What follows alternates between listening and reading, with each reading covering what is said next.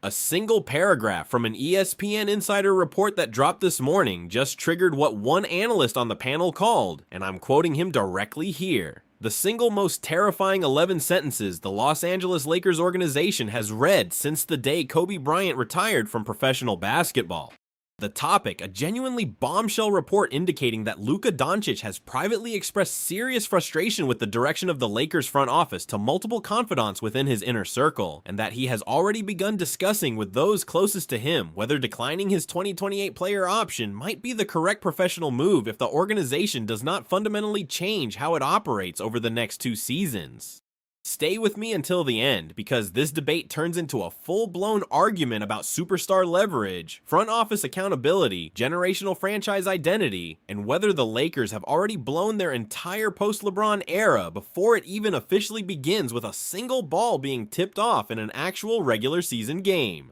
This one gets personal, gets historical, and ends with one analyst openly asking whether Rob Pelinka's job might already be over, regardless of what happens on the court this season. Let me walk you through exactly what the report says before we get to the studio meltdown, because the specifics are the entire story here. According to the reporting, which cites multiple sources close to Doncic's inner circle, rather than anyone directly quoted from within the Lakers organization itself, Doncic has grown genuinely concerned over the past several weeks about a pattern of front office decisions that he believes reflect a fundamental disconnect between the stated commitment to building around him and the actual roster construction choices being executed on the ground. Specifically, the report references his frustration with the decision to let Rui Hachimura walk to a division rival despite his reported preference to retain him, the ongoing failure to close the Jonathan Kuminga signing despite months of public pursuit, and what the sources describe as, and I'm quoting the report language directly here, a growing sense that the front office is prioritizing financial flexibility and long-term optionality over Doncic's specific championship window. The report then delivers what I think was genuinely the most explosive single line of the entire piece. According to these sources, Doncic has begun quietly discussing with his closest advisors whether declining his 2028 player option, which would make him an unrestricted free agent at age 29 entering the prime of his career, might be the correct professional move if the Lakers do not demonstrate meaningfully improved organizational alignment over the next 2 full seasons. That timeline gives the Lakers essentially the upcoming 2026-27 campaign and the following 2027-28 campaign to fundamentally reshape how the front office operates before Doncic starts seriously considering alternative destinations for the second half of his career. The reaction inside the ESPN studio when the anchors finished reading the key excerpts from the report on air was, and I don't use this word lightly, genuinely stunned. One analyst just shook his head for probably 10 full seconds before saying anything at all, and when he finally spoke, his opening line was that this report represents, quote, the exact organizational nightmare scenario that every general manager in the league who trades for a generational superstar spends every waking hour trying to prevent from ever happening. Another analyst immediately pushed back, arguing that reports based entirely on anonymous sources within a player's inner circle should be treated with extraordinary skepticism because those sources have every conceivable incentive to characterize the situation in ways that maximize their client's leverage without necessarily reflecting how the actual principal involved genuinely feels. That's when the conversation really escalated into what became one of the most heated segments I've seen on this show in months. The initial analyst pointed out that even if the report significantly exaggerates the actual severity of Doncic's private frustration, the mere fact that his inner circle felt comfortable enough to leak this specific narrative to a nationally credible outlet tells you something meaningful about the underlying dynamic that no amount of official organizational denial can fully paper over. Sources don't leak this kind of specific information without at least tacit approval from the principal involved, and even in the most charitable possible interpretation, this leak represents a calculated public pressure campaign designed to force the Lakers front office into significantly more aggressive action heading into the season. The counter-argument was that this kind of leverage-motivated leak is essentially standard operating procedure for modern NBA superstars, and that treating every such leak as evidence of an actual imminent trade demand fundamentally misunderstands how these communication channels have historically functioned between star players and their front offices. Doncic might genuinely be frustrated with certain specific decisions. That's entirely reasonable and honestly probably healthy for the organization to hear, but conflating that specific frustration with a broader existential threat to his long-term commitment to the franchise represents exactly the kind of narrative escalation that turns manageable disagreements into unmanageable organizational crises. Then came the specific breakdown of the Lakers' actual competitive situation that made this report land even harder than it might have otherwise, because the underlying facts are genuinely difficult for the organization to escape. Doncic is 27 years old entering this upcoming season, which means the next 4 to 6 seasons represent the absolute peak of his physical prime as a basketball player. During that peak window, he has been asked to lead a franchise that just lost its most experienced championship-caliber teammate to a rival contender, that traded away significant future draft capital to acquire a starting center, that let his reported preferred returning role player sign with a division rival, and that has still not managed to close the signing of the wing they publicly identified as their most important remaining offseason target. That's the actual factual context in which this report needs to be evaluated, and no amount of media spin fundamentally changes that underlying reality. But then one analyst raised what I thought was actually the most cutting angle of the entire discussion.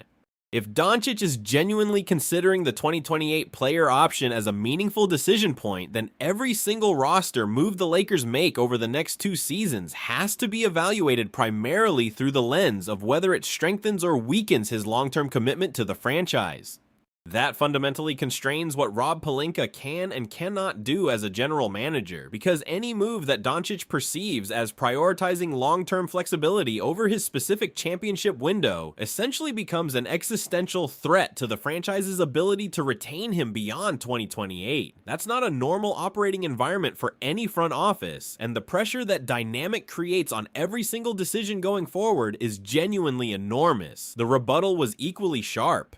Another analyst argued that front offices cannot allow themselves to be held perpetual hostage by superstar leverage threats, because doing so eventually produces exactly the kind of financially catastrophic roster construction that ends franchise contention windows even faster than losing the star player would have. The Lakers still need to make prudent long-term decisions that account for the entirety of the franchise's future, not just Doncic's specific 2-year timeline, and any general manager who allows himself to be paralyzed by public pressure from a superstar's inner circle is functionally abandoning his professional responsibility to the ownership group that employs him. That took the conversation directly into the Rob Pelinka job security question, which had been sitting uncomfortably underneath basically every previous segment about the Lakers organization this entire offseason. One analyst laid out the pattern with genuinely uncomfortable clarity, arguing that Pelinka has now accumulated a series of significant public relations challenges within a genuinely short time window that any competent ownership group would be paying close attention to.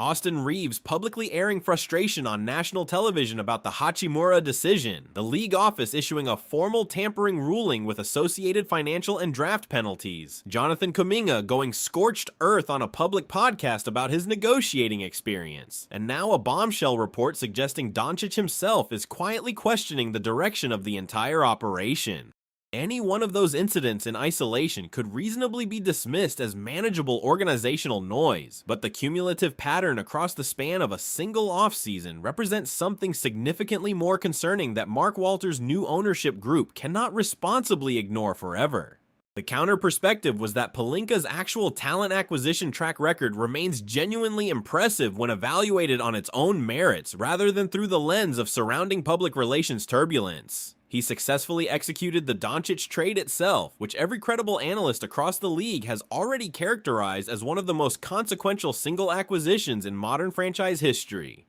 He retained Austin Reeves on a long-term contract structure that will look increasingly favorable as the salary cap continues rising over the next several seasons. He solved the center problem through the Walker-Kessler acquisition, despite the significant cost in future draft capital. He rebuilt genuine depth across the roster through the additions of Colin Sexton, Quentin Grimes, Matisse Thybulle, Ziaire Williams, Sandro Mamukelashvili, and Kevin Looney, all while operating essentially without cap flexibility beyond the mid-level exception. That's genuinely competent roster construction work under real financial constraints, and judging him primarily on procedural friction and media narrative rather than on the underlying quality of the roster he's actually assembled represents exactly the kind of evaluation error that responsible ownership groups should actively avoid. Then came what I thought was actually the most historically interesting portion of the entire debate, when one analyst zoomed out to place this specific situation within the broader context of how the Lakers franchise has historically navigated similar superstar leverage moments. According to this analyst, the Lakers organization has essentially operated for the past 40 years under a fundamental assumption that the franchise itself, meaning the purple and gold jersey, the crypto, Camarena spotlight, the Hollywood cultural cash, and the broader championship legacy dating back to the Magic Johnson era was inherently powerful enough to override virtually any individual superstar's specific preferences about roster construction. That assumption largely held true through the Shaquille O'Neal era, through the Kobe Bryant era, and even through the LeBron James era, with each of those superstars ultimately accepting the organization's overall roster philosophy even when they had specific individual disagreements about particular decisions. The Doncic situation, according to the same analyst, might genuinely represent the first meaningful test of whether that historical franchise leverage still functions the same way in the modern NBA landscape. Doncic is a generational European superstar with genuine international brand appeal, meaning his personal marketability transcends the Lakers organization in ways that even Kobe Bryant and LeBron James at similar career stages did not fully match. He has explicit alternative destinations across the league that would actively compete to acquire him if he ever formally signaled availability, most notably including markets that would offer him significantly greater roster construction authority than what the Lakers have historically extended to their previous superstars. And critically, he has already experienced one franchise switching event in his career through the Dallas trade, meaning the psychological barrier to considering a second move has already been meaningfully lowered in ways that most homegrown superstars never fully overcome. That combination of factors, according to this analyst, means the Lakers organization can no longer safely assume that traditional franchise appeal automatically compensates for specific roster construction disagreements the way it historically has with previous superstars. The Doncic era might genuinely require the front office to operate with significantly more transparent player collaboration than any previous Lakers superstar era has demanded, and if Rob Pelinka and Mark Walter's ownership group are not prepared to genuinely embrace that operational shift, the entire post-LeBron era could unravel significantly faster than anyone across the league currently anticipates.